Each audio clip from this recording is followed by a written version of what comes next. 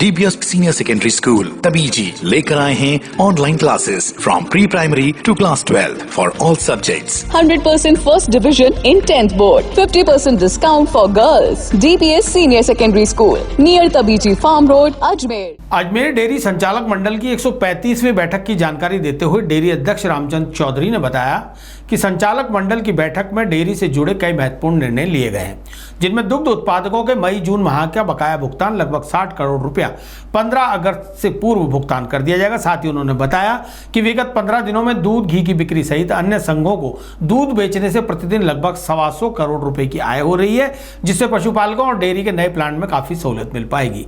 उन्होंने बताया कि डेयरी के नए मैनेजिंग डायरेक्टर उमेश व्यास के आने से डेयरी में मार्केटिंग के नवाचार किए जा रहे हैं. उनके मुताबिक पहले एक साल में 25 नए आउटलेट खुला करते थे, जिन्हें अब बढ़ाकर एक महीने में 60 नए आउटलेट खोले जा रहे हैं. उनके अनुसार यथाशीघ्र शहर और तहसील स्तर पर सरस पार्लर भी खोले जाएंगे. चौधरी ने बताया कि नए डेयरी प्लांट का शुभारंभ सितंबर-अक्टूबर के दौरान नवरात्र के समय किया जा सकता है. इसके अलावा संचालक मंडल की बैठक में हुए अन्य निर्णयों की जानकारी देते हुए डेयरी अध्यक्ष रामचंद्र चौधरी ने बताया. संचालक मंडल की 135वीं बैठक आज संपन्न हुई है.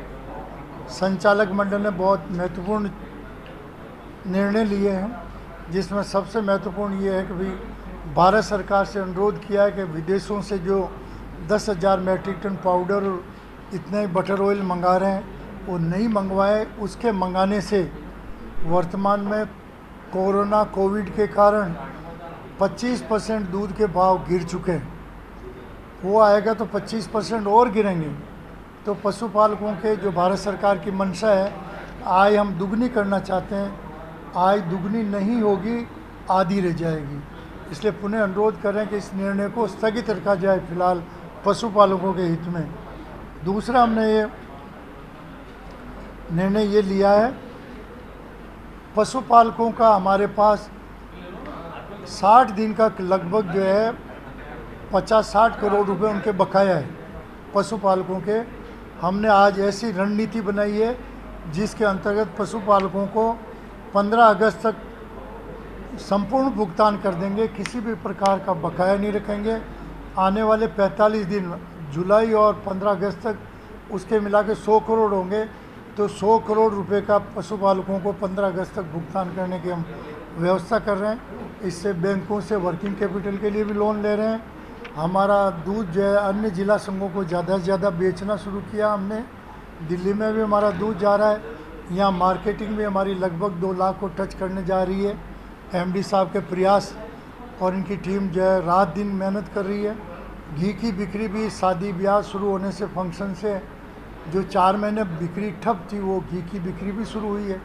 एसएमपी भी जाएगा. तो पशुपालकों के हित में लिया.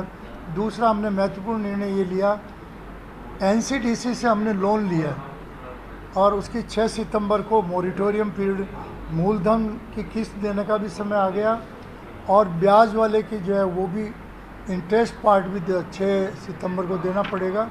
इसलिए हमने ये निर्णय लिया इस संबंध में. कभी एनसीडीसी से अनुरोध कर रहे हैं, बोर्ड ने अनुरोध किया आज कि आप रिजर्व बैंक के डायरेक्शंस, वित्त मंत्री भारत सरकार के दिशा निर्देश के अंतर्गत ये मॉरिटोरियम पीरियड हमारा 6 महीने का मतलब 6 मार्च तक के लिए बढ़ा दिया जाए. इससे जो है अभी आर्थिक संकट से जो हम गुजर रहे हैं, पूरा दूध वाइट रिवोल्यूशन और प्लांट का चलना शुरू नहीं हो. मॉरिटोरियम पीरियड जब भुगतान किया जाता है, कोई प्रोडक्शन इंडस्ट्री चालू होकर प्रोडक्शन शुरू कर दे, तो हमारे उनके 32 करोड़ एनसीडीसी ने आज तक हमको अनुदान दिया ही नहीं है, सब्सिडी. तो उसके कारण हम एनडीडीबी को नहीं दे सके और एनडीडीबी समय पर प्लांट नहीं बना सकी. इसलिए उन दोनों के लिए किया है. बाकी हमने भुगतान बड़ौदा बैंक से भी हम ऋण लेने की कोशिश कर रहे हैं, किसानों को समय पर भुगतान हो. नए प्लांट का निर्माण का काम बहुत तेज़ी से चल रहा है. हम उम्मीद करते हैं कि ये जो है सितंबर महीने में शुरू हो जाएगा और मतलब जो है सितंबर महीने से नया प्लांट इनॉग्रेशन हम रख रहे हैं धनतेरस को या 14 नवंबर को सहकार दिवस के दिन या सहकार सप्ताह के अंतिम दिन 19 नवंबर को इसके प्लांट का दूध दिवस, अजमेर डेयरी की आम सभा और जो और प्रोग्राम है वो उसी दिन साढ़े 7